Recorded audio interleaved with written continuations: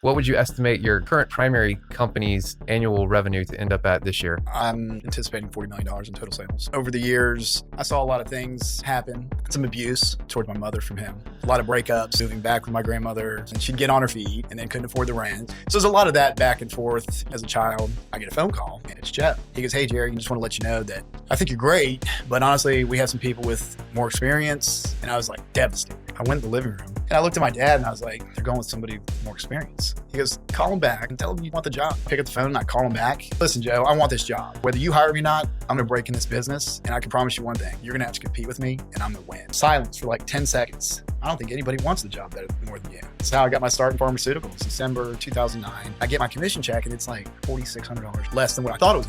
One of the owners leans across the table and he goes, "Do you need a loan or something?" So I sat back and I said, "No, I don't need a loan." I picked up a resignation letter, drove back, dropped it off. Joyce and I got married in 2017. I quit. And she's like, "What? What do you mean you quit?" "I'm going to be a distributor. Here's the crazy thing. I need you to quit too." She's like, "I love my job. Great role with a good company." And she looked at me and said, "Let's do it." Today on No Surrender, you're going to hear from a guy who refused to stay in his lane. Jerry Morrison didn't break into pharmaceutical sales because a door opened for him. He kicked it in. From a rocky childhood and bad decisions that nearly derailed him, to walking into countless medical facilities where he wasn't invited, to walking out with closed deals. When told no, Jerry called back. When told he needed more experience, he outworked everyone. He went from fighting for every case to becoming a top performer, entrepreneur, and leader in the medical device space. In this conversation, Jerry pulls back the curtain on what it really takes to get in, stand out, and win in medical device sales and other industries. The mindset, the hustle, and the discipline most people quit before they never master. If you want to build a life and career where your effort equals your opportunity, this is your playbook. But before we start, we'd be very grateful if you'd like, subscribe, and share our episodes, as we're here to help as many people as possible, and we'll get there much faster with your continued support. Thank you. This episode is brought to you by our partners over at Don't Trade It In. It's the best and fastest way to get top dollar for your car from the comfort of your home. Please visit don'ttradeitin.com today. Jerry Morrison, welcome, Yes, welcome. thank you. Thank you for having me. Yeah, you're welcome. It's wild. We've known each other for over 10 years, and I was thinking about it last night and realized that we kind of reconnected at our I like to call him brother Bryce. Yep. He had his last birthday party shortly before he passed away unexpectedly, and we kind of reconnected at that party, which is interesting because I believe that everything happens for a good reason. Obviously, we miss Bryce, and that wasn't good. But since we reconnected, we've done some business over the years, and you've got an awesome story to tell. You've accomplished a lot, and excited to kick it off here. Yeah, thank you. Yeah, I'm excited to tell the story and share these different adventures that have gone on throughout my life. Cool, man. Well, yeah, we'll just dive right in, and it's the whole point of the show here, as you know, at No Surrender, is to help others learn from stories of trials, tribulations, and comebacks. So we usually just kind of kick it off from the beginning. And when considering that, if you could just tell us a little bit about your childhood, what it was like growing up, where you grew up, that kind of stuff. Yeah, sure. I'd love to. So I grew up in Manassas, Virginia. That's Northern Virginia, about 30 miles outside of DC. Kind of an interesting childhood, I guess. I mean, I'm sure a lot of others have had a similar childhood, but, parents were divorced at a year old. So, just kind of living with my mom and then living with my grandmother and my aunt and, kind of bounced around a little bit home to home. My mom always worked really, really hard, but unfortunately she didn't really make a lot of money. And so we needed support from the family. And then she did get remarried eventually. She had a few wacky boyfriends over the years. And then got remarried and, had my sister, JC. And initially that was good, but over the years, I saw a lot of things, happen. Some abuse, towards my mother from him. A lot of breakups, moving back with my grandmother. Seeing my uncles come help my mom when, he was being aggressive. So that was some things that, you wouldn't want any of your children, or, you don't want any child to have to go through. Right. Um, and then, eventually they got divorced. And then, my sister and I are back living with my grandmother and my mom, in the same household, kind of, trying to get on our feet, and then she'd get on her feet and then couldn't afford the rent. So then we'd be moving back again. So there's a lot of that back and forth, as a child, which, it's challenging, but, you kind of, I had a great family though that, still helped support. Right. So, I always had clothes on my back. My aunt took really good care of my sister and I, you know, even though I didn't have a father figure around, I had my uncles and my grandfather, and, they were always, playing sports with me. I got involved in sports, and, so they were always, teaching me how to hit a baseball, throw the baseball, play football, all of that stuff, making me tough. So I wasn't just getting raised by a bunch of women and being wimpy. Absolutely. Absolutely. So is Manassas, I looked at it on a map. It's not far from Washington, D.C., right? That's right. Yeah. Yeah. And you mentioned your father wasn't around. At what age, like, did you see him much at all when you were young, or like when did you? No, not really. Maybe 1 or 2 days a year from when I can first remember that happening, maybe like around 4 or 5, which, maybe there was some time before that, but, one vivid memory I have is being outside in like a play pool, and my dad walking down the sidewalk in a suit, and I love to play with the hose, like any kid, right? Yeah. And he's walking down and he sees me playing with the hose, and he's in a suit, and he's like, "Jerry, don't spray me. Don't spray me." And I was like, "I won't, Dad. I won't." And of course I soaked him as soon as he got close, and he laughed. And, I remember that, that one particular time, I was probably, 6 or something like that. And so, he'd be in town for business or come visit for a couple days. And then, then he was gone again. The first time I really started getting to know him again was probably when I was like 13, and he lived in Florida, and I'd go to Florida and visit him for a few days. And he was very successful, seeing a whole different side of the world, because, my family was more, kind of blue collar workers. And, I'd go out there, and he's got the Mercedes, he's got a big house with a pool, he got remarried and had 2 little boys, and, they had every single, Nintendo, Atari, whatever was popular. They had them all, it was, we didn't worry about where we were going to dinner or what we were doing for dinner. If everybody wanted different things, you'd go to a different restaurant, you pick up different food, or go out to dinner. It's just nothing was a big deal. Get on the boat, go on the lake, go to Disney. Just things that they did, which was an interesting experience again to see kind of how the other side lives.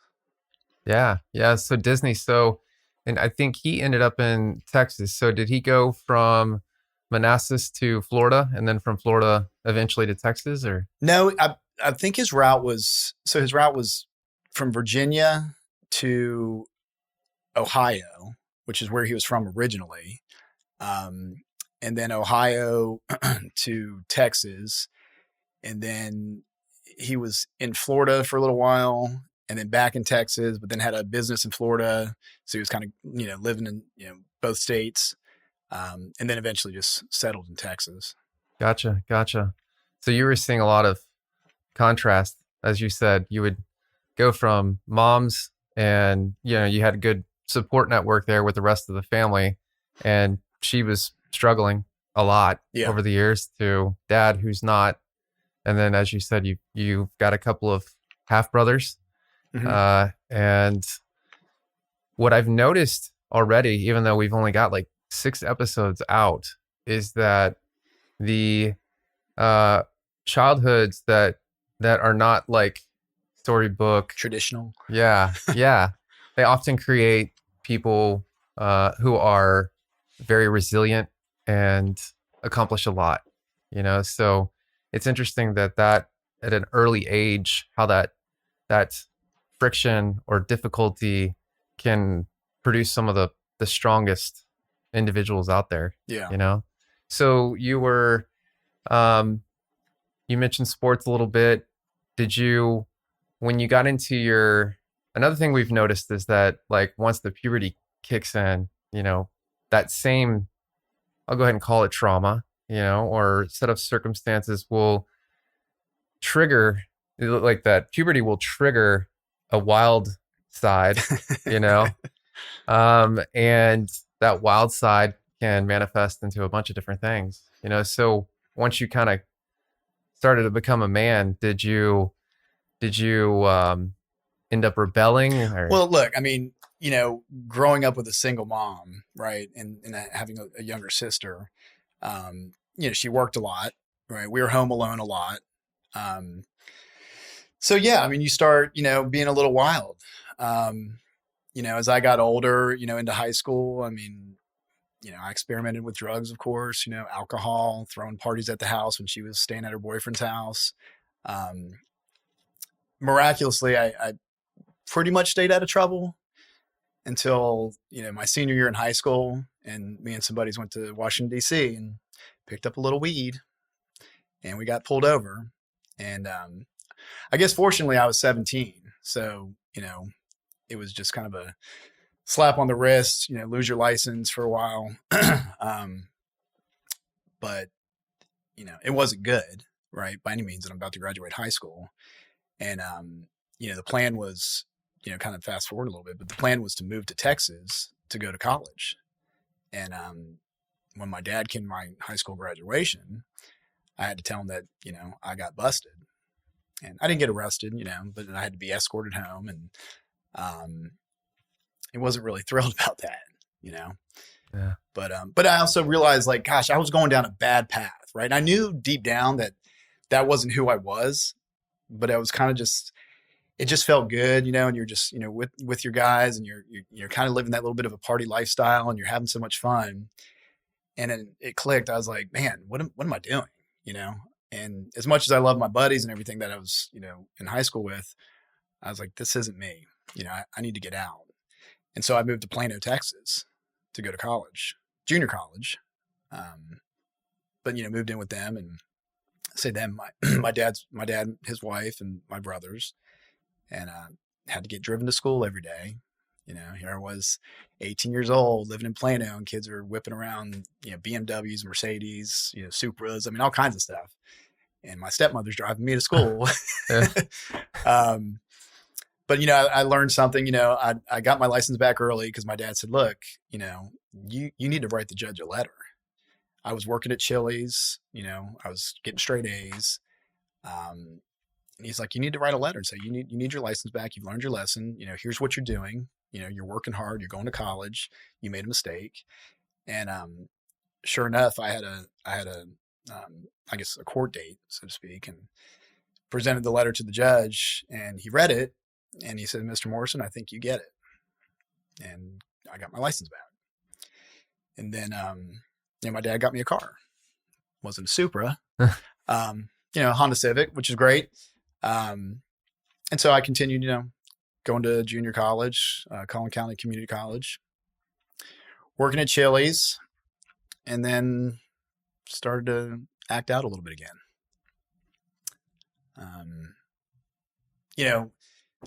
All of a sudden leaving a single mom's world to living with your dad who you didn't know, I mean, really at all. And now you're an 18-year-old man. And they're trying to control you a little bit where, I didn't have any rules. I stayed out as late as I wanted. We'd go to the clubs in DC on a Wednesday night, junior year in high school, senior year in high school, come home at whatever hour, pop into school, do a few, go to a few classes, get by. It's no big deal. But now I was kind of getting down that path a little bit again. And, my dad and I were really butting heads, pretty bad. So, one night I had a little wild night, and I brought a girl back to the house, and my stepmother found us, and she lost it. Sat me down in my dad's office, and we had I wouldn't say a discussion, it was her yelling at me and him just kind of looking at me in disappointment. And, I knew at that point I shouldn't stay there any longer. I just felt like it wasn't going to get any better, you know. So I packed up, and a buddy came down and met me in Texas, and then we drove 24 hours back to Manassas. Wow. And I left Texas at 18 years old. So I was only here for 6 months initially. Wow. Yeah. It's wild. Our stories are very similar. Went to Chicago, spent 6 months up there, came back to Dallas at a similar age. But anyway, yeah. So rocky childhood, then you go live with dad, rocky there. And then at what point, so you end up at Virginia Tech, if I remember correctly. Mm-hmm. And I guess somehow you went from rocky up there, rocky down here, back up there, sounds like you got your stuff together, and then. Yeah, it was interesting. So, I moved back to Virginia, and, I was like, I'm done with school. So I got a job at Chili's again, because I was just working at one in Texas, in Dallas or Plano. And I'm living with a couple buddies in an apartment, and those were the same buddies that I went to high school with. And here comes the drugs and the alcohol, lots of weed, some other things. And I started getting that feeling again, like, gosh, this isn't really who I am or who I want to be. So I saw an ad in the paper. That's how we got jobs back then. Yeah. Excuse me. That's, so, I mean, we're talking, 1997. It was for selling vacuums. And I thought, I could do this. So I went, and got trained up on this vacuum pitch. And, of course, they want you to sell it to your family and friends first. And again, I had a supportive family. My grandmother bought one, gave me a lot of confidence. And then a couple of my buddies' moms bought them. I was like, this is pretty easy, So then I started getting these leads, right? We give them coupons for a grocery store, and then you get to go and do your pitch. And I would do my pitch, and at the end, I'd just say, so, what works better for you, cash, check, or credit? I mean, I was 18 years old, maybe I was 19 at the time, maybe by then. And people were just pulling out their wallets. And I'm like, I'd go back to the shop, and I was like, yeah, I sold 3 more. She's like, what? The manager. And I was like, yeah. She's like, how are you doing it? I was like, well, I just followed the script and asked them how they wanted to pay for it. And she was just like, no. And so I realized that, like, somehow I was able to, like, cultivate relationships and trust pretty quickly, and I wasn't trying to do it in a, ill fashion. I was I was being genuine, So I was selling these vacuums, and I thought, I can't make enough money doing this. And my uncle, my mom's twin brother, he passed away. So he was cleaning a car dealership, a Saturn car dealership. And he's like, Jerry. Did you say cleaning? Yeah, he had a little cleaning business. Okay. So he was cleaning office buildings and dealerships and things like that. And so he's like, you should sell cars. And ironically enough, my dad sold cars, and that's how he met my mom, working at a dealership. Wow. And my aunt, who has been in the car, she just retired, but she's been in the car business for 50 years. She's like, yeah, Jerry, you'd be great at selling cars. You should do it. So my uncle goes to the manager. He's like, hey, I think you should talk to my nephew. This is the used car. They had new Saturns in the used car lot. And, John was like, I don't know about this, hiring some kid, he doesn't, what's he doing? He's like, no, you'll love him. He's, my uncle's talking me up. So I go in and I meet John, right? This little old Italian guy. He's like, hey kid, what do you think? You think you know how to sell a car? I was like, I sell $3,000 vacuums. Yeah. And he was like, all right, I'll give you a shot. I was like, oh, okay. He goes, show up tomorrow at 12 o'clock. I was like, okay. Yeah. Like, what are we doing? Throws me a polo, says, wear this. Okay.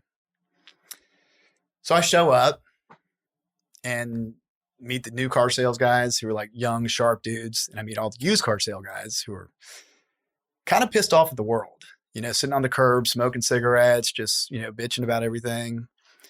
And here I was, 19 years old, like I'm ready to hit the street. Like, let's do this. I'm fired up. I'm excited.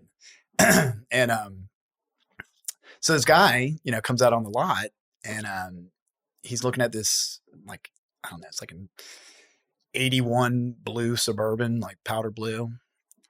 And the used car guy goes, well, all of them, they're kind of in the corner, kind of looking at me. And they're like, hey, kid, why don't you take that up? Take that up. I was like, oh, okay, because now they have, they have the system, right? The up system, it's your go. So I just go out there and I'm shooting the shit with them. And he goes, what do you know about this truck? I go, honestly, it's my first day. You're the first person I've ever talked to. He's like, no shit. I go, yeah. I said, I don't know much about it, but I can certainly find out. Why don't you hop in it?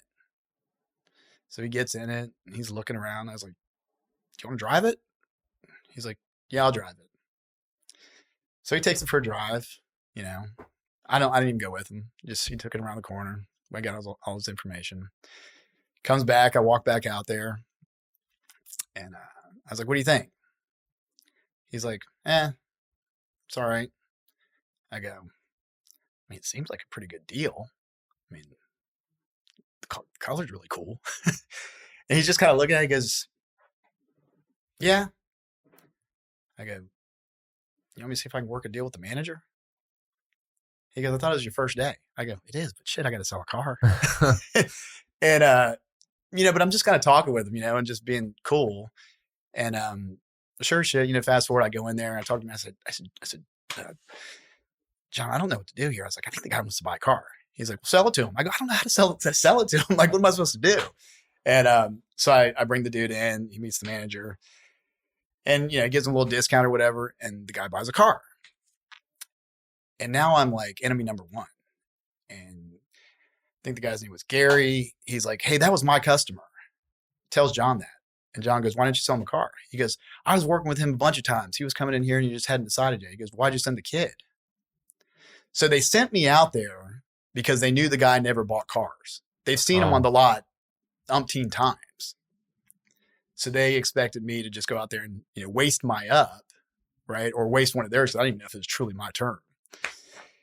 And next thing you know, I become the number one salesperson there, right? So I'm selling cars left and right. The used car guys hate me. The new car guys are fun. They're cool because I'm not competing with them. And one of the used car guys quits. And then next thing I know, I'm like, God, I worked like 27 days in a row, like literally, right? No day off. But you have to sell cars. You have to be there to sell it. I had a small draw, right? So I had to pay that back.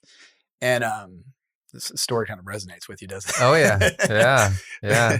And, and then again, I was kind of, I was outside and a couple of guys are bitching, thinking about going to another dealership and they're burning cigarettes. And I started smoking cigarettes with them, like trying to, just fit in with them a little bit. And again, it hit me. I was like, this is not me. Like, what am I doing? Right. I don't want to be this guy in 25 years, pissed off at the world, just, angry and, just struggling to sell some cars. I was like, I need to go back to school. So that's when I kind of started to rekindle. And I was only there like 6-7 months, so I did the vacuum thing for a few months, did the car thing. So I took off like a good year or so. And so I called my dad back and said, hey, listen, I've had a lot of time to think and, I've been pretty successful in these, other sales positions and doing these things, but I need to go back to school and I need your help. Right. I mean, I really didn't have the money to go pay for school. You can get loans and stuff. But I was like, listen, I'm just going to go to the Northern Virginia Community College, get some of my core classes out of the way, make sure that, this school's for me. And so he's like, all right, I'll help you, So real quick. Yeah. Sorry, go for it. That's like such a critical moment. Most of the people that watch various episodes know that I own automotive businesses. And what you just described is you made it out of I'm not going to call it a trap, but once you're in the car business and you're doing well and you're making pretty good money, because you can, as you know, you can make good money doing it. Oh, yeah. But this, and just to kind of, it's not really a spoiler, But if just real quick, and we'll come back to this again later, what would you estimate your current primary company's annual revenue to end up at this year? For 2026, Mm-hmm. I'm anticipating $40 million in total sales. $40 million in total sales. And you, I think, what, own 100% of it? Yes. Yes. Yes. So the car guys, and the car business, it's like, how do I get out of this industry? How do I get out of this industry? Because it's like it pulls you in, and once you're in, it's hard to find something else that you're going to make as much money doing relatively quickly. Mm-hmm. So it's like this magic moment. I'm sure a lot of car guys will watch this and be like, man, this guy, he knew, somehow you knew, like you felt it, as you said, like I've got to, this isn't me. And I'm going to go back to school and I'm going to figure out how to do something else. So I just wanted to throw that in there because it's like, well, super well known that once you're in, it's so hard to get out, Yeah. So Yeah. Kind of then you get the golden handcuffs on you. Yeah. So to speak. Yeah. But and it was, I think through some of those things in childhood, like, going to visit my dad and seeing, the other half live, right. The wealthier side of, people. And then going back to where I was at, it definitely put a chip on my shoulder, and I was kind of pissed, I was like pissed that we were living like this and he was living like that, And so, I mean, there's probably times where, maybe had some resentment towards my mom because of that. But in my heart and my gut, I was like, I can do this. I can break away. I can break this cycle, so to speak, and do something bigger and better. So I just had this like kind of internal drive that was like, okay, there's something more to this. So you made the call.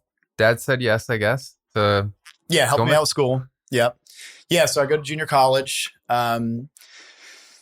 There for a year and a half, did some summer school, and then one day I'm in class, and my buddy that I went to high school with, Bobby, he's like, hey, did you apply to any universities? And I was like, no, I hadn't done that yet. He's like, well, you better get on it. And I was like, oh. He's like, yeah, like better get on it. He's like, you got to write a letter, you got to write, an essay and all this stuff. And I was like, oh shit. Okay. I was like, where'd you apply? He's like, Virginia Tech, Radford, George Mason, I'm like, oh crap. Like I better get my shit together. And like a distant cousin of mine went to Virginia Tech, I didn't know anything about Virginia Tech, honestly. I mean, I wasn't keeping up with college sports and stuff. I mean, I was still in that college scene, but, still a little bit in the party lifestyle, I'm in college. Right. And so I was like, well, I guess I'll apply to Virginia Tech. Like literally that's how I said it. And I wrote, this long paper on why I thought, I'd be a great student at Virginia Tech, applied. And then I remember I was about to get on a bus and go on a snowboarding trip with a bunch of buddies, because one of my electives in community college was snowboarding, if you can believe they had that. And right before I was about to get on the bus, we got the letter, said I was accepted. Nice. Yeah. So I was super pumped. And I started I went to Virginia Tech, and so it's 2000. Yeah, the end of 2000. Yeah. So, I graduated December of 2000. Wait, let's see. Let me get my numbers right here. So 2000, I went to school 2000 to 2000, end of 2001. Yeah. Then, I spent 2 years at Virginia Tech. Yeah. Nice. So you didn't mess around there. Did your gen ed stuff at community college, and got through Virginia Tech.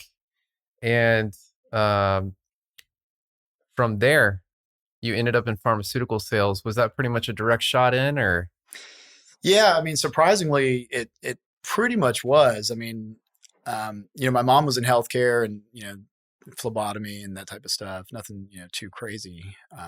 But she'd always say, oh, these drug reps come in, you'd be a great drug rep. They just talk to the doctors. They bring us lunch all the time, and they use their drugs, and, blah, blah, blah. That's how they get paid. And I was like, okay. And she had said that to me a little bit like throughout my college career, at Tech. And then so I started digging into it a little bit and started asking like, some of the folks in marketing, which by the way, I started as a finance major because, my dad said, you need to go into finance. That's how you make money. And I failed miserably. Oh, I wow. mean, I was just not good in finance, like accounting and, statistics. I mean, all this stuff that you had to, I was like, oh God. And one of my buddies in the fraternity, not to spin off here a little bit, but, he never went to class and made straight A's. I'm like, how are you doing this? I was like, I'm getting my ass kicked here. I mean, my last semester in finance, I had 2 D's, a C, and an F. And my dad's like, I'm not paying for school or helping you at all if you can't pass. I'm like, so I said to my buddy Chad, I was like, what am I doing wrong? He goes, what are you doing in finance? I go, you're in finance? He goes, yeah, I'm good in finance. He goes, you're a marketer.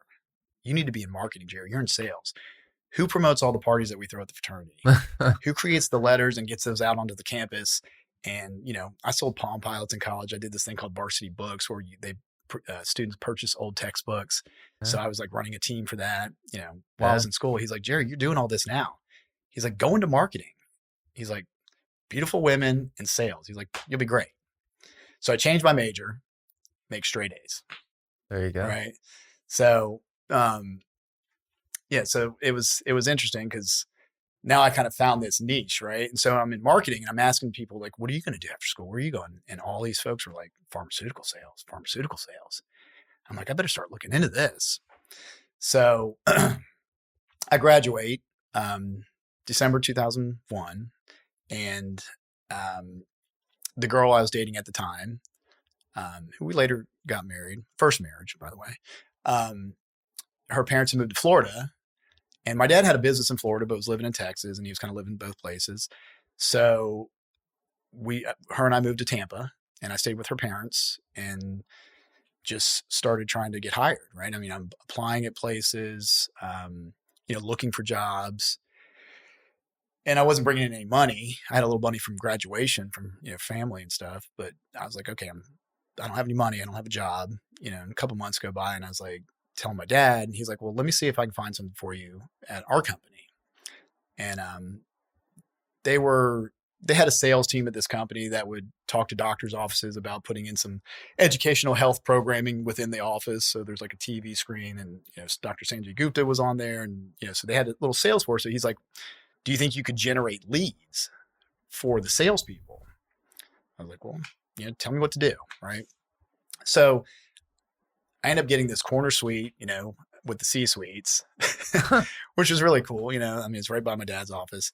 So for several hours in the morning, I would call these different clinics and doctors' offices and groups and pitch this program to them and see if I could, generate interest, right? And I'd get a hot lead and I'd rank it, and then I'd send it down to the sales team, which actually my girlfriend was working on the sales team at the time. Right.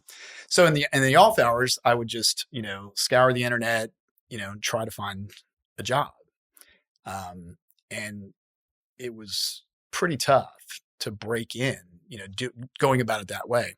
And I learned, wow, I need to find, relationships are key, right? And you need to, it really, really helps to have a connection to get your foot in the door anywhere, right? Or get that introduction. Then you got to, the door, somebody can help open the door, but then you got to walk through it. Right. And then this guy happened to walk by my office, and he knocked on the door. He's like, hey man, I just wanted to introduce myself. I know you're Jerry's son, blah, blah, blah. And I was like, oh, and unfortunately I don't remember his name at the moment, but I do remember the guy's name that he introduced me to. And, he asked me what I was doing, and I was like, man, I'm trying to get a job in pharmaceutical sales. And he's like, oh, okay. Good luck. And a few minutes later, he comes back and he's like, I was thinking about it. He goes, I do know somebody. I go, oh, who is he? He goes, well, his name's Guy. And I think he's kind of a bigwig in pharmaceuticals. And I go, can I have his number? He goes, yeah, let me get it for you. So I get the guy's number, and I call him, and he picks up. And I'm like so ecstatic that I got somebody on the phone. I was like, hey, Guy, my name's Jerry Morrison. I got your phone number from this guy. Graduated from Virginia Tech, marketing management major. I sold $3,000 vacuums, sold cars. And I'm just kind of, I'm throwing up on him, like Mhm. completely. And he Yeah. goes, whoa, kid, slow down. Right. And he's like, what's going on? And so I slowed it down. He goes, listen, you need to talk to one of my sales managers called Joe Oliver. And I'm like, okay. So he gives me his number. So I call Joe Oliver, and I get his voicemail, and I start throwing up on the voicemail. And I'm like, oh shit, what am I doing? And so I get off and I shut it down, and then I get a phone call back, and he's like, how'd you get my number, and who are you? So I told him. He goes, how do you know Guy? And so I was like, well, one of the guys that works in my dad's office gave me his phone number. He's like, well, we're having open interviews, why don't you come down here in Tampa, blah, blah, blah. And, so I just show up right in the suit, and there's like 200 people in this room, all trying to get a pharmaceutical job with this new startup company. So Guy was a big wig at Novartis, one of the largest pharmaceutical companies out there. And then he left and went to this like startup company, and they were picking up old products and formulating them into extended release models and things like that. So, I get an interview. I meet Guy in person. I meet Joe in person. And then, I do some interviews, and Joe brings me back for another one. And I think everything's going really, really well. And my dad had an apartment in Tampa. So I happened to be, over there one night, and we're going to get some dinner. And I get a phone call, and it's Joe. And he goes, hey, Jerry, I just want to let you know that I think you're great, but honestly, we have some people with, more experience. I think you probably need to do some more sales for a little while, and then, get back after it.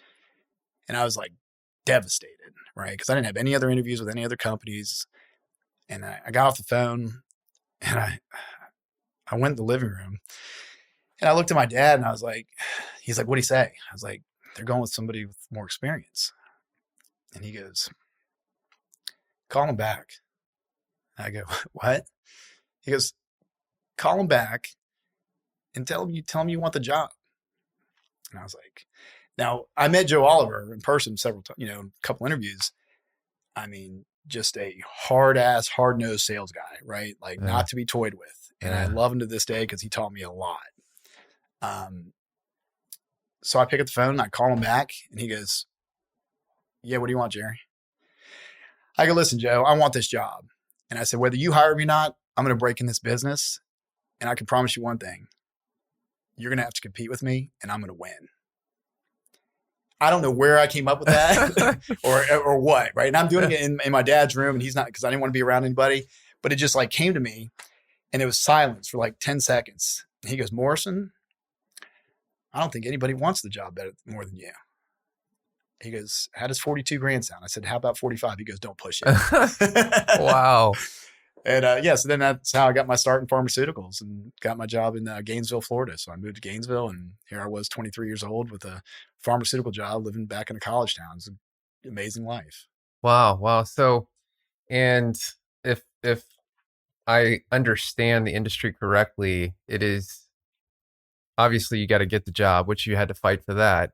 But then once you have the job, lots of cold calling, lots of just showing up, lots of, I think as you put it in another conversation, you were a psycho. Like you, it's not like eventually, I think you said you got to the point where it was like 2 to 3 days a week and you were at 6 figures, but from fighting to get the job to that 6 figures, 2 to 3 days per week, what was it like between? Yeah, well, I had to prove something, right? Like this guy gave me a shot. So, I mean, I went to, 4 weeks of training. I mean, they just really drill you, on film and critiquing your sales pitch and studying and tests. If you don't pass the test, you get sent home. So, but I was the youngest guy in the group in the whole training, department. There's like, I think, I don't know, 70 people that were training because they were expanding this business throughout the country. And, so I felt like I had something to prove. So when I got out of training, well, one thing that really pissed me off was the other guys on his team all won the award for like highest scores on the test and all this stuff. And I didn't. And Joe's sitting there, and I'm sitting there so upset. And he sits there and he looks at me. He goes, do you feel that feeling? I go, yeah. He goes, don't fucking let it happen again. And that's when I was just like, okay, you know, I should be up there, right? So I realized you don't have to be the smartest, but you can outwork anybody, Yes. right? Mm-hmm. So yeah, I went psycho mode. I mean, I got in my territory, and I was the first one up, the last one to go to bed. If an office was opening up at 6:45 a.m., I was the first one at their door, and I found the offices that closed at 6:30, and I'd be at their door, right? And I remember one time, Tina, my girlfriend at the time, so she was staying at my apartment, and I guess Joe called the house at like 7:30, 8 o'clock, and she answered it, and he's like, "Hey, I need to speak to Jerry," and she's like, "He's at work. Who's this?" He goes, it's Joe. It's his boss. I need to talk to him. Listen, I'm sure he's right there. Just let me talk to him real quick." She goes, "He's not here. He left like an hour ago." And then we had these little dinky cell phones that the company gave us, and then my phone rings and it's him. He's like, "Morrison, what are you doing?" I go, "I'm leaving my third office." He's like, "Okay." I go, "What do you need?" He goes, "Nothing, buddy. Just checking on you." And then Tina calls me, and she's like, "Your boss called." I go, "Yeah, he just called me. What'd he say?" She goes, "He thought you were still in bed." And I was like, "Okay, I see what's going on here." Right. So then now I'm like, "Oh, you want to check up on me?" Yeah. All right, let's rock and roll. So, I worked extremely hard and, built up a really nice territory, and then got recruited by another company, and I jumped ship. And not because, unfortunately, Joe wasn't my manager anymore. They, like big corporations do, they started slicing and dicing the territory. I got a new manager who, honestly, I didn't think was that great of a manager. And I got this new opportunity with another company, a bigger company, jump ups in some pay, a better product line, in my opinion. So I left, and I did the same thing there. And I worked my ass off. And I won, the awards, a trip to Hawaii, the whole shebang. And then I realized, okay, that 80-20 rule that people talk about is a real deal, right? And so I started really focusing on my top 20% customers of volume in the drug arena. And I was just blowing through my quotas. But managers couldn't handle that I wasn't toying around with these, smaller, physicians that weren't quite as busy, because they want to check the box, right? And so I butted heads with a lot of managers. You know, there was no way I was getting into management because, Yeah. it's kind of the boys club or whatever, they're Oh, pulling yeah. up their people that they like and that really, do what they say and follow the lead. And I was kind of, the black sheep, Yeah. if you will. Yeah. Yeah. I can relate there too. So how many months or years were you at the first company? So I was at Reliant for just a couple years, maybe. A couple years working 12-hour days, Yeah. at least 5 days a week. Oh, yeah. Yeah. And then next company, were you still having to put in that much work? Yeah. So once I kind of learned the game, if you will, right? Calling on the right targets and really just honing in on these relationships and spending quality time with the heavy providers, the heavy writers. And I'm blowing through these numbers. I'm like, gosh, I mean, I could work 2 or 3 days a week and just focus on those guys and crush it, and I'm living in Florida. I'm living in Ocala, Florida. At this point, I bought a house, I got a little piece of land. It's horse country, um, there wasn't a lot of young people running around there at all, but it was great for business, right? For cardiovascular drugs and diabetes drugs. But yeah, I realized, wow, this is a great life. What I thought, I had some free time, go play some golf, go to the pool, whatever, right? Hang out, do the dinners with the docs that are my key guys. They keep writing, writing scripts. And then I was like, man, I'm freaking bored. Like, okay, I can't really make any more money than I'm making. So I started buying some real estate, right? And I started getting into flipping real estate, at 25 years old. And which was crazy because if you remember, I mean, Florida got nuts, right? Like 2004, 2005. I mean, everywhere did, but you know, I could literally buy a quarter, half acre lot and then put a for sale sign on it the next day for 30 grand more than I paid for it. And somebody from like North Carolina would buy it. It was unbelievable. And I was just like on a roll. Bought a 4 acre tract, held on to it for a while. A real estate agent tried to buy it from me and offered me like 50 grand more than I paid for it. She's like, "You're going to make all this money." And I looked at it and I tried calling my dad to get some advice because I was like, what do I do here? And he didn't pick up. And I went back in there and I looked at her and I said, "You really think it's a good piece of land?" She goes, "I think it's a great deal for you to sell it." I go, "Well, why don't you sell it for 250 grand and you can be my realtor?" And she leaned across and she's like, "You are one smart young man." Because I could see I knew she had an ulterior motive. Like she knew she was going to flip it in 2 seconds. Right? Yeah. Um, and so sure as shit, we sold it. Then I started doing deals with her. And then while I'm getting so excited about real estate, I'm like, man, pharmaceutical sales is just boring me.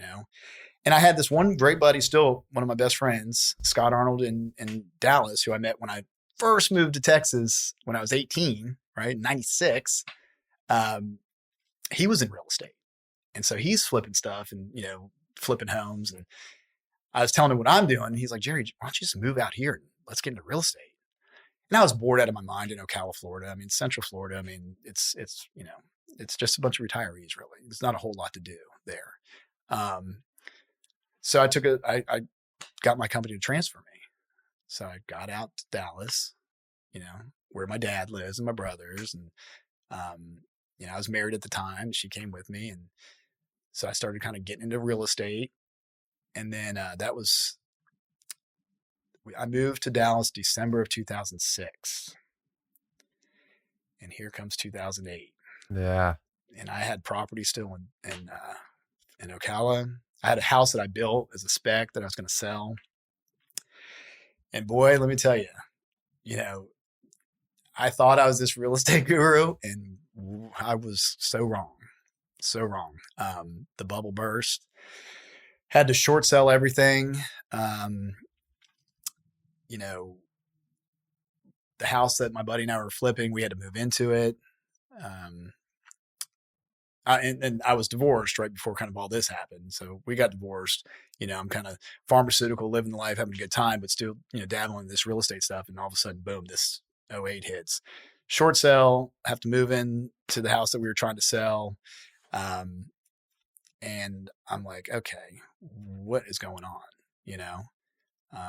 And I'm still on the hamster wheel of pharmaceuticals, like kind of going brain dead. I mean, I was just bored out of my mind. A lot of the doctors stopped wanting to see reps. They just want you to sign a piece of paper. They're not spending time with you, not allowing you to sell the benefits of the product. They don't want to see you. I thought, gosh, there's got to be something better.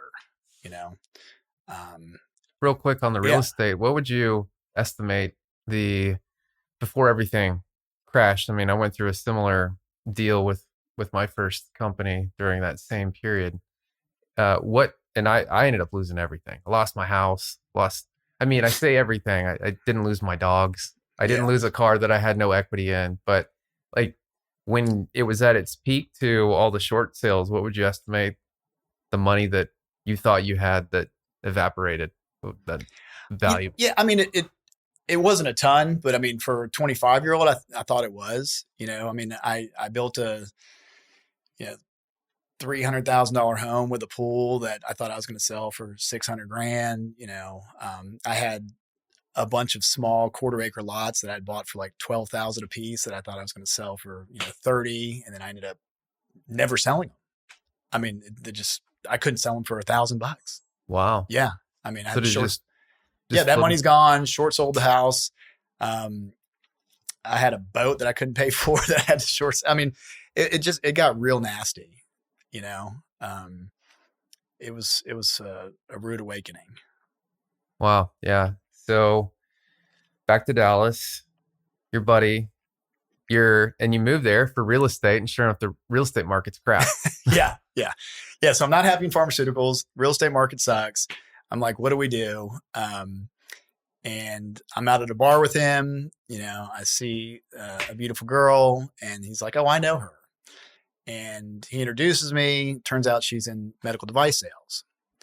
And I had kind of been toying with the idea a little bit. Like, I've heard about it. I knew some guys that did pacemakers and things like that. And she said she worked for Stryker, and I'm like, "Oh, Stryker, that's a big boy." Um, so I truly I wanted to kind of talk to her about medical device and figure out, okay, how do I get my foot in the door?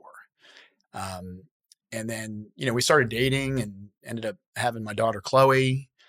Got married and had my daughter Chloe. And so I was in pharmaceuticals. We're living in Plano, and so she started introducing me to people in the industry. And so while I was in pharmaceuticals, I'm trying to interview with some medical device companies and, meeting different folks. And they just didn't want anything to do with me. They're like, pharmaceutical people had a bad rap, for not working hard. As I told you, I could work 2 or 3 days a week and hit my number. But that wasn't me. If I'm excited and passionate about it, I'm going to work my ass off. And, finally I got a break, right? This small, I wouldn't say small, but a distributorship gave me an opportunity and said, "Hey, after multiple interviews, multiple meetings, and like me just telling them, like, listen, guys, I can do this." And by the way, I'm 30 at this point with a kid on the way, right? So it's 2010, and they gave me a shot, and they're like, we're going to pay you $3,000 a month. And I thought, I'm making 150 grand right now, and I have a free car and benefits. And I was like, oh, okay, benefits, no. Lunch budget, no. Car allowance, no. Okay, so nothing. $3,000 a month. Okay. And so they kind of threw me to the wolves. I mean, I was supposed to go meet a rep in Fort Worth. At a case. I was basically taking her job. She didn't show up. I didn't know what the heck was going on. It was a small foot and ankle type case with some biologic tissue. And I figured it out. I got through it. But I was like, okay, am I going to get some training here? Like, what is going on? And they just started throwing, books and surgical technique guides and, just different, guides on biologic tissue. So I just started reading that, and my biggest target hospital was in Fort Worth. So I'm living in Plano. I bought a real beat up old Lexus, and I'd get up at 5 a.m. and drive to Fort Worth and park myself at a hospital and wait for doctors to walk around the hallways so I could pounce on them. Wow. Like a psychopath. Wow. Yeah. Yeah. And so I did that, and I started getting sales, right? I mean, I had a product that I knew they could use. And so I'd start trying to catch them and pitch them in the hallway. And again, somehow I was able to cultivate this, relationship quickly and build trust and, share the right points of the product. And they were like, hey, let's give it a shot. And so boom, I started getting all these sales. And now I'm coming back to their office in Addison. I'm like high-fiving, like, boom, like, I closed another dot. We got another sale. And they're like, man, this, you're doing great. And then they sent me to spine training. So I learned how to, how spinal implants work along with biologic tissue. So I came out and I got a couple spine cases from a couple docs. And then come December, I was getting a commission check, and my daughter, okay, this is 2009. My daughter's going to be born February of 2010. So I have a baby on the way. It's December 2009. And I get my commission check, and it's like, I don't know, like $4,600 less than what I thought it was going to be. And I talked to the owners, and I said, hey guys, I think, I forget her name, Jeannie, I think, Mary, I don't know, but it was one of the owner's moms, right? She was kind of doing the kind. I said, I think she might've made a mistake on my check. They're like, oh, let's take a look. They're like, no, that's right. I go, well, here's all my sales. And so I think it should be, I was expecting like a $12,000 check or something like that. And they're like, oh, well, that product, we're actually not getting paid like that on that one. And, it works a little different.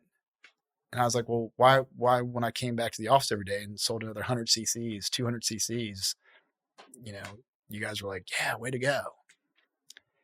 And so one of the owners leans across the table and he goes, do you need a loan or something? Oh boy. I was like, okay. So I sat Wow. back and I said, no, I don't need a loan. And they said, you sure? I go, yeah, no, you know what? Everything's fine. I drove to Plano, typed up a resignation letter, drove back to Addison, dropped it off. They had already left for the day, but the secretary was still there. Then I got a call and they exploded on me, we've sent you to training, we've trained you, we've done this, we've done that. And I go, guys, I don't know who you think I am. And I know what I've earned and what our deal was. And, you reneged on the deal and I'm not going to do that. So what are you going to do? I was like, I don't know. I'll figure it out, and my wife is like, what the heck is going on? Well, first of all, the fact that I quit pharmaceuticals, to take $100,000 pay cut and with a baby on the way. And now I just quit these guys. Like, what are you doing? I go, I don't know, but I'm not working for these guys because we'll never get anywhere.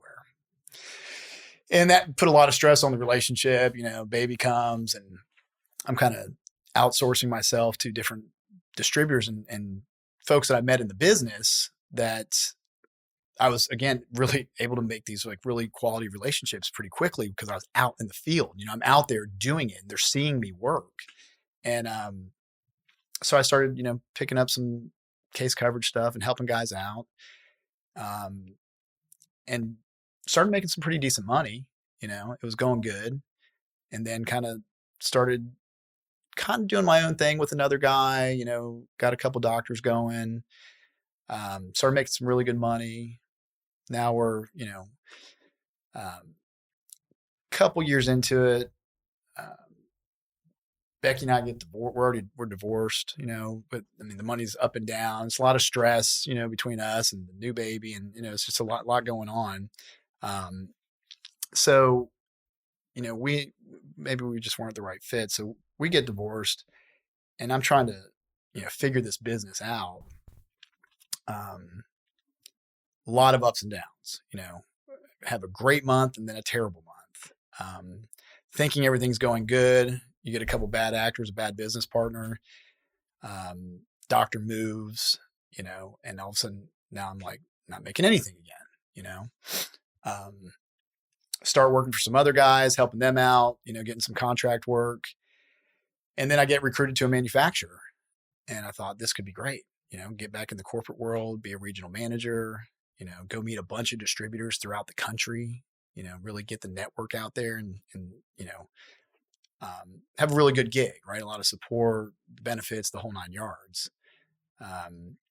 So I do that for a couple of years. And, lo and behold, it's like some of that corporate culture and lifestyle, it's like, it's a great company, great products, but, you're having meetings about meetings, what's going on? And finally I looked at my manager at a meeting and I said, this isn't for me. He's like, what? I said, I can't work here anymore. And he pulls me out. We're kind of buddies, and he's telling the global manager, like, JMO doesn't want to work here anymore. He wants us to fire him. I go, no. I don't want to get fired. I go, I don't want to work here anymore. I don't want to do this. What are you going to do? I was like, I'm going to do my own thing.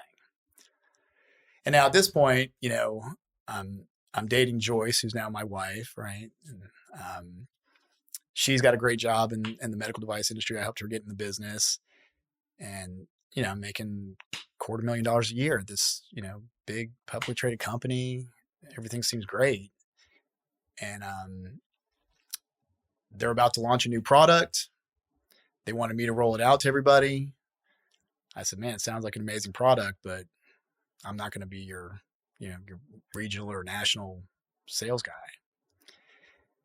And then the sales manager was like, do you just want to sell it? And I was like, that sounds like a really good idea.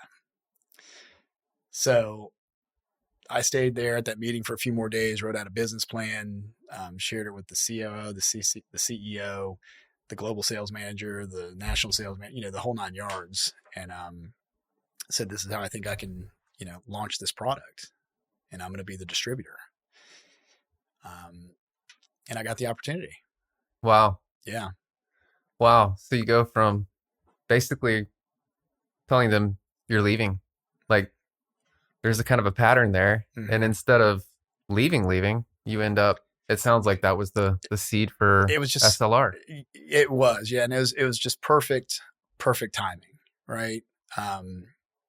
It was just perfect timing. I mean, in my gut, I didn't want to do the corporate lifestyle anymore, and I was going to go figure out medical distribution on my own and just do my own thing. Wasn't exactly sure what I was going to do, but then this opportunity kind of fell in my lap right then and there. And then the best was when I go back and this is 2015, late 2015. Joyce and I got married in 2017. So, we're still dating at this time. And I come back and I go, well, I quit. And she's like, what? I go, yeah, I quit. She goes, what do you mean you quit? And I told her I was up there working on some things, and I said, look, I'm going to be a distributor. And here's the crazy thing. She's like, what? I go, I need you to quit too. Oh, wow. Uh-huh. Oh, wow. I didn't know that. Yeah. Yeah. A lot of people don't know that. Wow. Yeah. So she's like, I love my job. I mean, she was traveling all over the country, training surgeons on new products. She's great at it. She's, having the best time, and she's 10 years younger than me. So she's just really like in a great role with a good company. And I said, yeah, I need you to quit too. And she kind of laughed and she's like, how are you going to pay me? I said, I have no idea. I said, but I can promise you this, you'll be the first person that gets paid. And she looked at me and said, let's do it. Wow. Wow. That's awesome. Yeah. It's pretty amazing that she had the faith in me. Yeah. Yeah. Yeah. And that's kind of we've already seen that people that are trying to do big things are watching the show. We're getting feedback, and what's coming to mind right now is that when you're thinking about, like, if you want to be an entrepreneur, number one, you have to work hard. Mm-hmm. There's like, if you're not willing to work hard, you're not going to get anywhere. I mean, yes, there's the occasional unicorn billionaire type, startup out of Silicon Valley because some whiz kid can program like no other. Sure. And create something crazy. But one thing I've noticed over and over again, I recently heard Kevin O'Leary say it on Shark Tank, is that if you don't do your time, like 5 years at least is what I've found, in the corporate world, in the field that you hopefully want to launch something in, then the odds of you being successful as an entrepreneur are significantly lower. So you did your time in pharmaceuticals, you did your time in medical device sales, you met the perfect woman who's a rock star in her own right. Yeah. And then you talk her into quitting her job too and going out on this mission with you, and as like I said earlier, wasn't really a spoiler alert. It was just kind of a seed that we would come back to later. Now you're expecting to do 40 million in sales this year. Mm-hmm. So it's really wild how like it works out on the one hand, and on the other hand, you have to just keep trying and trying and trying and trying, and even starting over, to get to the point where you can kill it. Yeah. Yeah. So, sorry for the interruption there. I just figured it would be important to throw that in, because it's.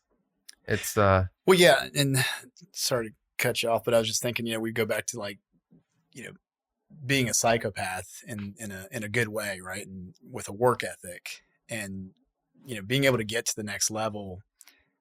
I remember when we first got the business going, and I had all these lists of emails and phone numbers of people in the industry, and I mean, I dialed from 6 a.m. to 8 p.m. East to West Coast, trying to get a hold of people that I thought might be interested in selling this product, or have a doctor that might want to use the product, or, other doctor relationships that I had throughout my years in the business. And, I mean, we were working like crazy trying to figure this thing out.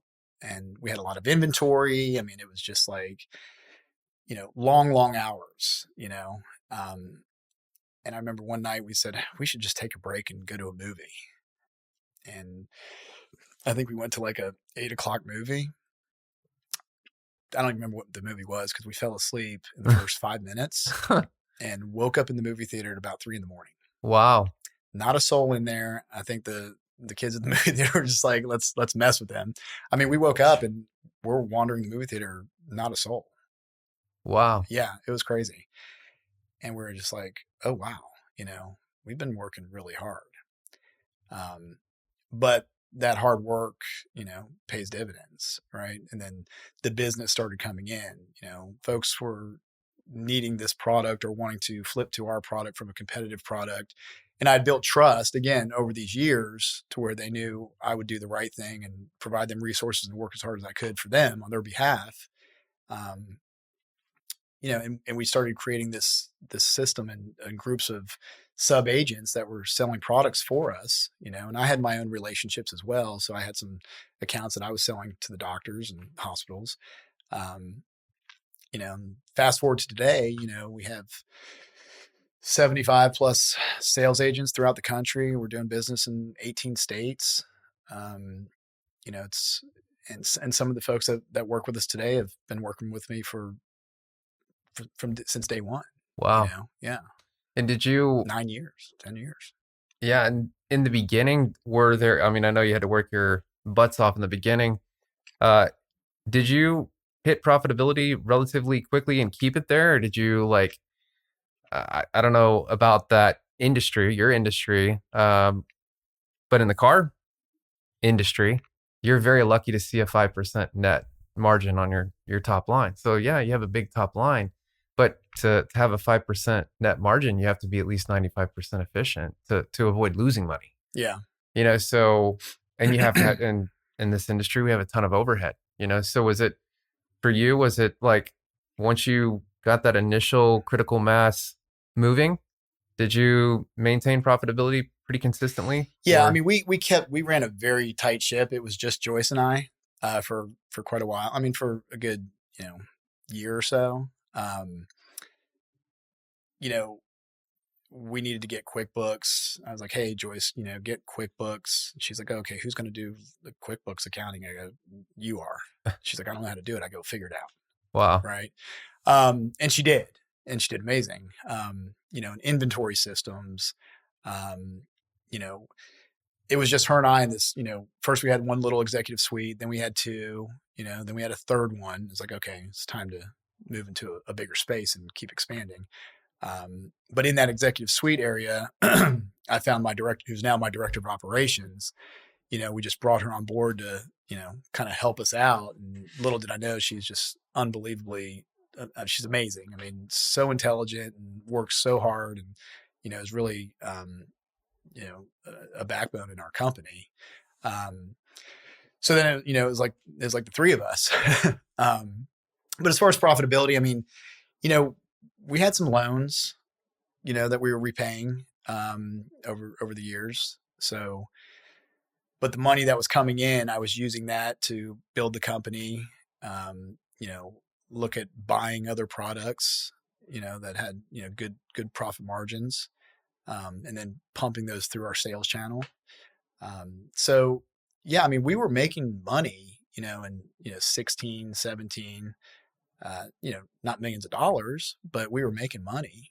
And I think I was pretty smart with the money. I was putting it into real estate again a little bit, investing in the stock market and things like that, which, it took me a minute to realize, you start putting money in with a Merrill Lynch, for example, you can borrow against that money, right? Mm-hmm. You can leverage that and keep your money in the stock market, and it keeps growing, and you're getting a low interest rate just borrowing from yourself and paying yourself back. So I started using that to invest in the business and invest in people, real estate, different little ventures. But we were very fortunate. But again, I say, we were fortunate and we were blessed, and I believe we are, but that didn't come without hard work, and having that, desire and that drive, maybe from childhood, going, I'm never going to live like this. I want more for me, my family. And, again, having that chip on your shoulder, it's like, it doesn't go away, and I Yeah. don't want it to. And I wouldn't change anything about my childhood, because I believe it's really, it's what made me me, right? Um, so, we still work extremely hard. You know, I have really good people in place, and I have amazing sales agents and distributors that work with us, and manufacturing partners. Um, so I wouldn't say it's easier, but I have the flow down. You know what I mean? I Mm-hmm. mean, there's still a lot of fires that need to be put out, and you're constantly trying to build your pipeline, right? Because things happen, you lose customers. I mean, just competitors come in. It is what it is, right? So if Mm-hmm. you take your foot off the gas, you'll go backwards. Yeah. Yeah. Definitely. And as you touched on, build the value, build the savings, invest, use that as leverage. And you've got all sorts of other stuff. You got the real estate. You've got a Thrive IV, I think is another company you're an investor in. Mm-hmm.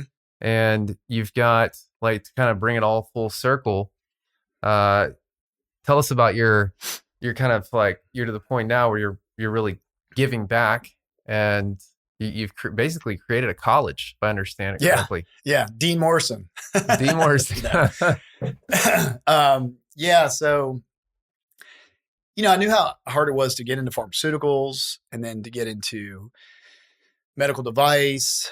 And now I have a lot of young people that were calling me and asking me, how do I get into the business? Can you give me some advice? Can we have coffee? Can we have lunch? And me, it's like, we go have coffee, and this is the first time I'm meeting you. It's not a 30-minute coffee typically, especially if I like you, and we're having a good conversation. It turns into a 2-3 hour ordeal, event, right? And you build a relationship, and, and it feels good to share and, help people. But, I found out pretty quickly, like, you do that a couple times a week, you can't run multiple businesses. I mean, you just, you don't have the time, right? Or the bandwidth. Another business we have is a cadaver lab. I mean, we train doctors, or, let doctors try out new technology, let sales reps check out new technology so they can go out and market it in the field. And so I was kind of thinking, like, what do we have that we can share with people trying to break into the business and really get them to the next level, right? And quickly, efficiently. And I thought, what if we created this training program to give them the real world experience that they need, the hands-on training that they need, right? Because I hear it every day. Well, what happened? Why didn't you get the job? I don't have any experience, not enough experience, which I've heard, right? Mm-hmm. So we developed a program. It's an institute. It's called MedReady, Medical Rep Education Training Institute. And we are a post-secondary private institution, one of one in the United States that provides the training for medical device sales, breaking into it, coupled with the hands-on training of real cadaver lab training and real OR exposure. So they're actually getting field training with tenured reps, working with surgeons in the operating room. So when they go on that, next big interview, they can speak to their experience. I've been in these hospitals. I've been in the OR. I've worked on cadavers. I understand the ecosystem of a facility, how to collect POs and how to get product sterile processed, all the things that a manager wants to know that, they're bringing value day one, right? I ask this, I'm like, well, if I hire you, what value are you going to bring for me today? Well, I'm great at building relationships, and, I'm going to work hard and, blah, blah, blah. Okay, great. But what else? Well, now when this graduate gets asked that question, they can say, well, I'll bring value day one by working with your senior reps. I can go to the hospital if they want me to go check inventory, or, go get a PO or check on, get products sterile processed, go talk to this person. Like they understand how that works. And it's a big deal. I realized that there was a need for better training for folks to get into the industry. So, we started this school. It's going great. We've had a few students already graduate. They're in the process of interviewing. We have another semester coming up next month. And, it's just nice that, we can provide a real education, right? Licensed, accredited by the state, right? So we're not just, doing a master class or something, right? This is the real deal. And I think it's going to be really cool to watch these folks get into their career and grow and, have this kind of tight network over the years, right? That we can lean on each other and support each other. And, who knows what's going to happen, right? I mean, a few years from now, several hundred students, they're managers at companies, maybe they're launching a product and maybe they call me and maybe my company can sell that product for them. Maybe I'm launching a new product and I can reach out to them, right? Oh yeah. And, I'm sure there'll be some of them that will compete with, some people say, you're going to train these people, then you're going to put them out there and then you're going to compete with them. And I say, let the better salesperson win. There you go. If you're a better salesperson than me, then you deserve it. But I'm going to fight to the end. Yeah. Yeah. But I'm really excited about this. I mean,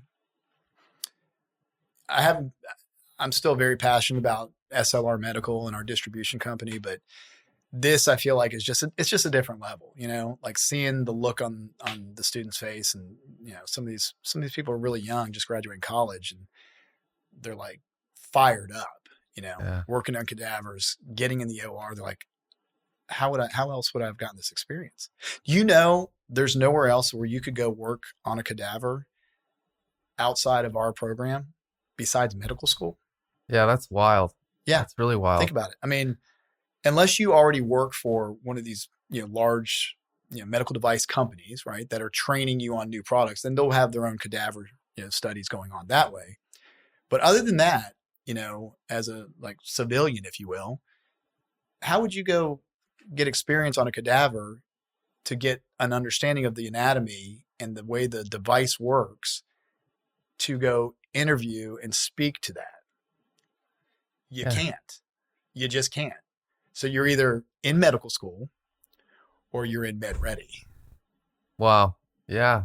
That's it's one of those things. Like I was talking to, we had Larry Yatch. He's a former Navy SEAL officer on the show the other day. And he told me that, you've got your enlisted you've got your enlisted personnel, and then you've got your officers. Obviously you need to go to like the Naval Academy or a similar university, military university, usually to have a shot at becoming a SEAL officer. Mm-hmm.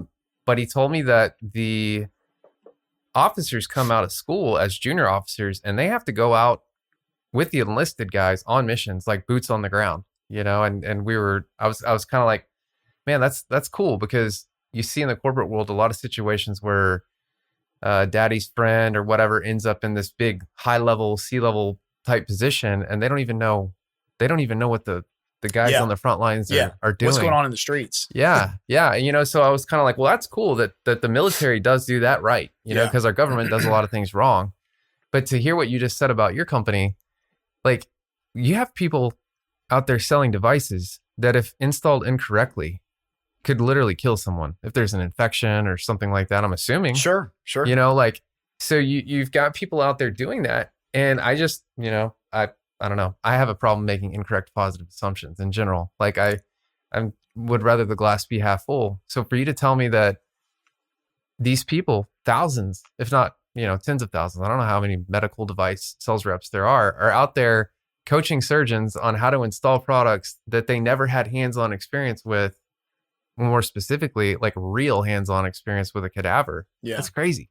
And look, I mean, to be fair, if you broke into the industry with no experience and went and worked for one of these big companies, or any company for that matter, that company should be training you on their products, right? I mean, that's the program. typical protocol, right? They're going to train you on their products, so then you can share that information with the surgeon or whoever's utilizing it in the hospital. But our goal is to get you that training before you get in the industry, right? So you can get the job, but also imagine after you've done our training and then you get the job and then they want to train you more on their product. A lot of times they just kind of throw stuff at you and say, hey, learn this. They expect you some adult learning theory and figure it out, right? You got to Without a cadaver though, Oh right? yeah, without a cadaver. Yeah. Oh, most of the time without a cadaver. Yeah. I mean, 99% of the time for sure. They might work on some saw bones or something like that. But, now you get the job, you've already kind of been through this university, right? And now you understand how to study, what you're looking for, not trying to play catch up. You're already there. So now it's like a refresher, but now you're just learning a little bit new technology on their particular product. But you understand the study and, what it's like to, now you're reading their surgical technique and looking at the anatomy and you're understanding what's going on without having to try to learn that part of it. Yeah. Yeah. Wow. Well, that's awesome, man. It's great to know people, meet people who genuinely want to help others, and Yeah. that's, I'm excited about it. yeah, that's awesome. So we've got all these peaks and valleys throughout your life. You've always found a way to fight your way back, from a like spirituality, like manifestation type side of things. Like we usually touch on this topic too, because Yeah. we're seeing some commonalities with that. So what's how like, and we could probably kind of end it with this. If you were to give people advice who are in a low point in their life, or they just filed for bankruptcy, or just got out of a bankruptcy, and they feel like there's no way to win, like maybe that's their second or third bankruptcy or whatever. What advice would you give people who are in that position right now, that are maybe even having to take antidepressants? Like what's your advice on the best way to fight their way out? There's been so many times where, we touched on some of the stuff, but there's, plenty of stories, but when you feel you're down in the dumps, right? You're in a funk. Some funks are worse than others. If you had 3 bankruptcies, that's pretty brutal, right? But Yeah.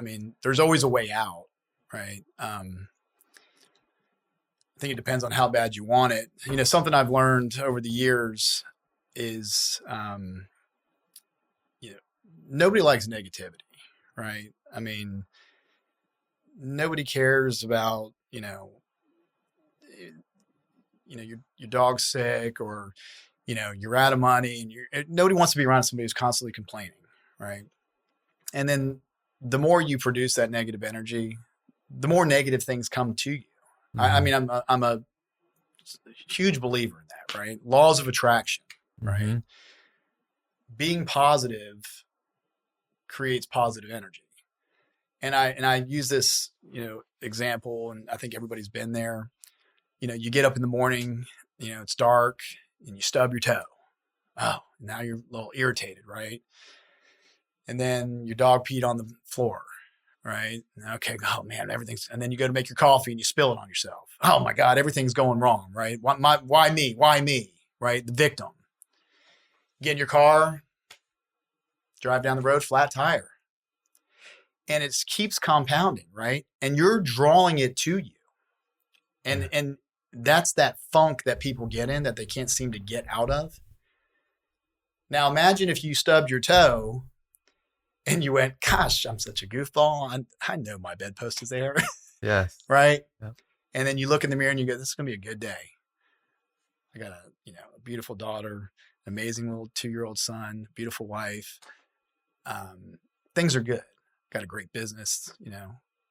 I'm gonna do good things today. And you get that negative out, and it's unbelievable how many times that these types of things have happened to me. And you get an amazing phone call, right? It's like, oh, we sold a house in Colorado, didn't expect to do that, or somebody wants to bring all their business to you. It's just why? Well, they're just not happy where they're at now, Oh, okay. I mean, just, good things start happening, right? Yeah, And if everybody starts thinking like that and you can, project that onto your team and your family, it's amazing what starts happening for your life. So I'm just a huge believer in manifestation and, believing that, you know, what you put out there is what you're going to get. Right. definitely. And I think it's so important. And it's hard. I'm not saying, I mean, there's plenty of times where I'm like, oh man, all right, something's got to change. But I go back to that thought and that feeling and I look in the mirror and I go, we can get through this and let's stay focused and let's stay positive. Think about the good things that are happening and more good things just start happening. Awesome. So I think anybody can fight their way out of it, but you gotta eat right, work out, keep a smile on your face. I mean, I'll tell you one more quick story. I mean, I've had a lot of surgeons say, Jerry, you're always smiling. You always seem so happy, whether I was in their OR or, out to dinner with them, you never complain about a thing. What's there to complain about? Life's good. We're having a nice steak, we're getting along. Things are good. Cases are going good. Meanwhile, on the inside, you're just like, man, like, stressing out. Like, how am I going to pay this bill? What's going on over here? How to argue with the wife. I mean, things are happening right in our lives, but nobody really cares about that. You don't want to, your customers don't want to hear how crappy of a day you had. Right. What good does that do? Now you just bring them down. Now you're putting more negative energy out, right? So I keep smiling and keep moving forward. Absolutely. Kind of like the opposite of Murphy's Law. That's right.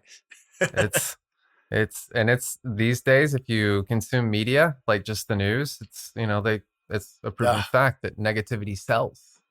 The murder, the rape, the riots, just. Well, and those people start getting drawn in together too, right? The negative people attract negative people.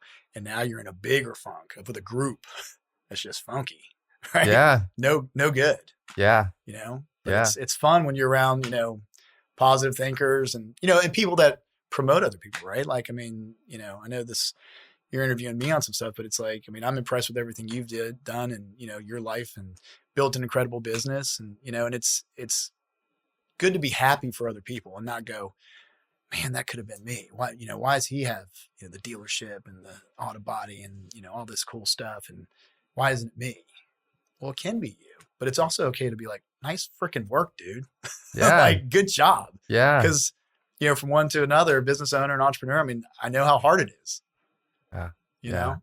Yeah. Yeah. And something I heard recently is you almost never hear people hate down, right? So it's usually if you hear hate or disrespectful comments about accomplishments, especially, it's coming from someone who's jealous. Right. Below.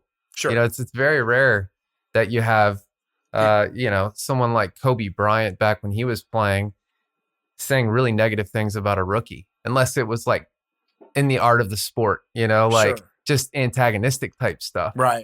Right. So yeah, and that's why we're here, that's why our logo, surrender is white, the light, right? Like surrender to what's good, I love it.